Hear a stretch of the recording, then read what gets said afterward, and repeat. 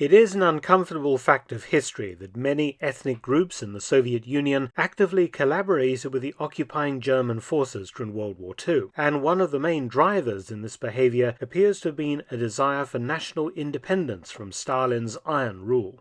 For example, renegade anti-communist Russians served in two Nazi organizations that I've previously covered in videos: the Russian Liberation Army, led by renegade General Andrei Vlasov, and the Kaminsky Brigade, latterly part of the Waffen-SS.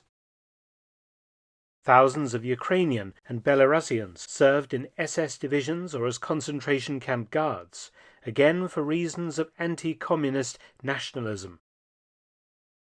While even Asian Soviet prisoners of war from People's Republics thousands of miles from the front volunteered for service with the German army, and many times to escape the appalling and murderous conditions found in German POW camps.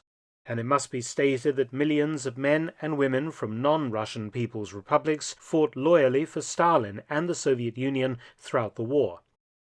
The problem for the Allies was how to deal with Soviet citizens that had donned German uniform and fought for Hitler. In the eyes of the Soviet Union, these men were simply traitors, and they were due severe punishment. But the renegades largely avoided Soviet captivity by moving west at the end of the war and surrendering to British and US forces, believing that they would receive more humane treatment and be kept out of Stalin's clutches. The Western Allies, for their part, were in a difficult position. Stalin was still their ally, and he demanded his citizens be returned to him, as Stalin's forces had liberated many German POW camps in Poland and eastern Germany full of British and US prisoners of war. Their return home could be predicated upon Western Allied cooperation and the extradition of renegade Soviet citizens back to Russia. One group in particular caused a headache for the British and resulted in an appalling episode that remains a stain on Britain's reputation today: the saga of the Lienz Cossacks. The Cossacks are a distinct minority group in Russia with a long and proud history of military service, particularly to the old Tsarist imperial regime. They were on the losing side during the 1917-23 Russian Civil War, most of their leaders siding with the pro-monarchy, anti-red whites. When the Bolsheviks were victorious, tens of thousands of Cossacks fled into permanent exile abroad, all over the world, and several anti-communist groups were created to continue the fight against Lenin and his government from outside of Russia. But many remained in Russia and suffered accordingly. Stalin was particularly harsh towards the Cossacks, attacking their unique culture and identity in an effort to forcibly assimilate them into Soviet society. So it came as no surprise that when the German army swept into the Soviet Union in 1941, overseas Cossack organizations vocally supported the invasion, and in the field German formations began to actively recruit these famous horsemen, and by 1943 the German army had an entire Cossack cavalry division fighting against the Red Army. It was commanded by German General Helmuth von Panwitz. By late 1944, the Cossack Cavalry Division had been transferred to Himmler's Waffen-SS and expanded to become the 15th SS Cossack Cavalry Corps. Some 25,000 Cossacks and their families that had served alongside the German army on the Eastern Front ended up at Lienz in Austria at war's end. German POWs became pawns in the early stages of the Cold War.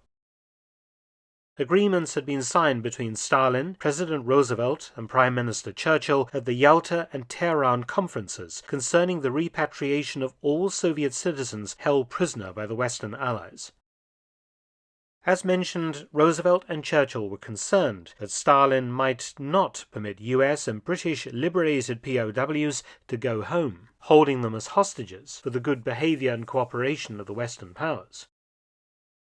The best way, of course, to placate Stalin was the so-called gesture of goodwill, simply handing over tens of thousands of Soviet citizens that had, of course, been taken prisoner wearing German uniform. Large numbers of Cossacks had been sent to camps from Italy to the British-occupied area of Austria, the camps around the town of Lienz. but Red Army forces were pushing into eastern Austria at the time, moving forward to link up with British and US forces, as per previous agreements concerning the post-war division of Europe. The Soviet citizens in British camps were not classified as prisoners of war, but as displaced persons.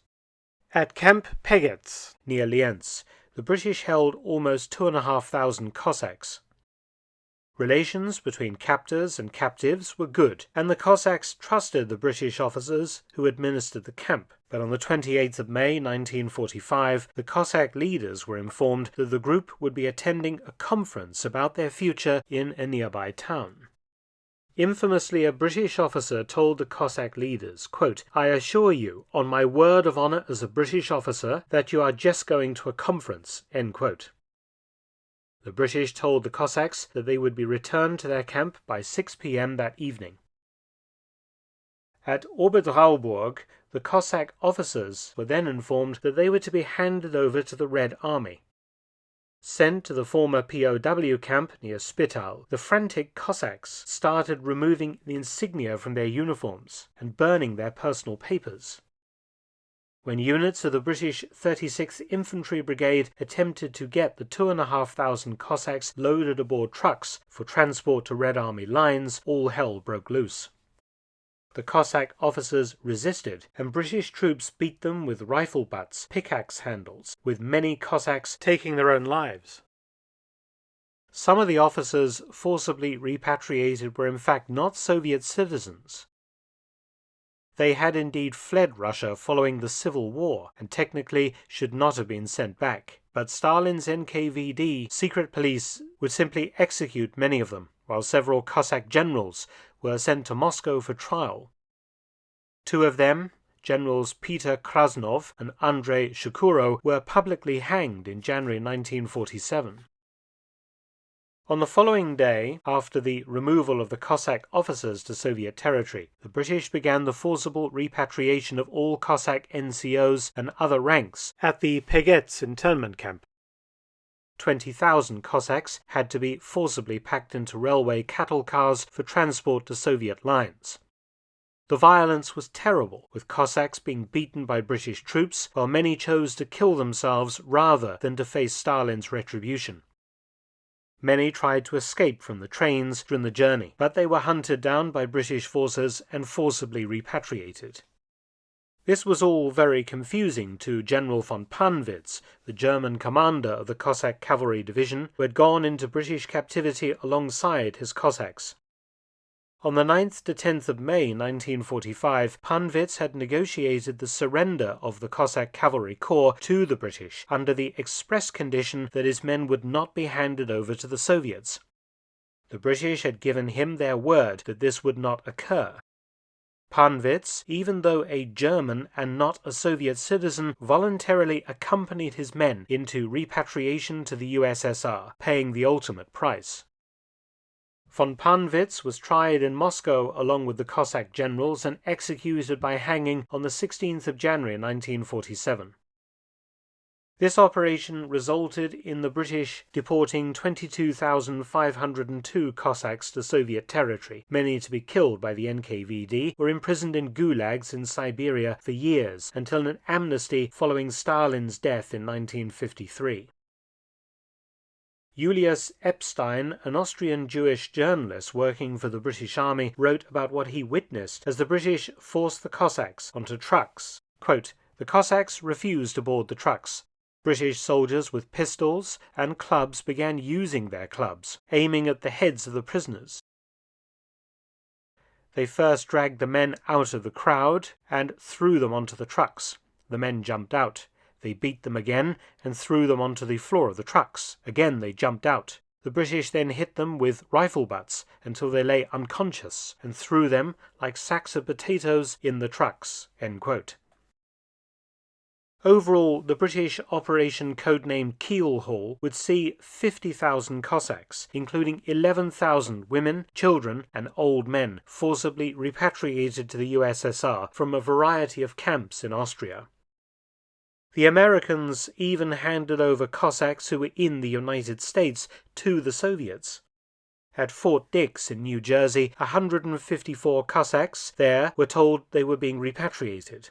They fought hard, US military police using tear gas and clubs, before they could be put aboard a ship, and still they resisted until they were eventually drugged with barbiturates and handed over to the Soviets unconscious. The Cossacks are but one example of Soviet citizens being forcibly repatriated to the USSR by the British and the Americans. But the repatriation policy was not universally applied to all Soviet citizens in Western Allied camps who had fought for the Nazis.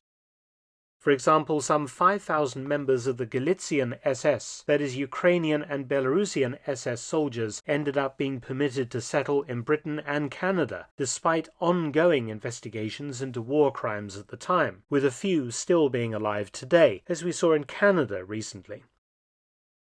It has also emerged that the 14th Waffen-Grenadier Division, the Ukrainian SS unit, was excluded from repatriation because MI6, the British Secret Intelligence Service, wanted to recruit from among its members spies for the new Cold War against the Soviet Union. Though the Soviets complained, and British officer Fitzroy MacLean, who'd negotiated the division's surrender in May 1945, openly admitted that the unit had contained war criminals, the British Foreign Office nevertheless issued a formal statement denying that the 14th SS Galician had been involved in any war crimes. Such was their usefulness to British intelligence. The Cossacks, due to their appearance and ethnicity, were of no use to British intelligence, and therefore was sent back to the Soviet Union. The British authorities, of course, knew exactly what would happen to these people. I'll leave you to decide whether you think it was right or wrong what was done by the British authorities under Operation Keelhaul, but I'm sure it will certainly generate a very lively debate. Thanks for watching. Please subscribe and share, and also visit my audiobook channel, War Stories with Mark Felton. You can also help to support both of my channels at PayPal and Patreon. Details in the description box below.